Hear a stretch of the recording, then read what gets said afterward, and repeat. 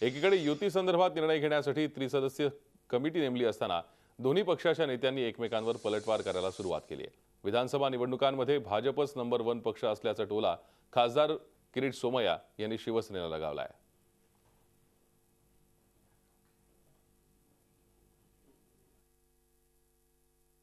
मुंबई महापालिका माफिया मुक्त करणं हे आमचा धर्म आहे। त्याला फरफकट काय हो, यावंच लागणार। मुंबईला खड्ड्यामुक्त करावंच लागणार, माफिया मुक्त करावंच लागणार। आए तो उनके साथ, नहीं तो राम राम करके आम्ही मुंबई महापालिका माफिया मुक्त करणार।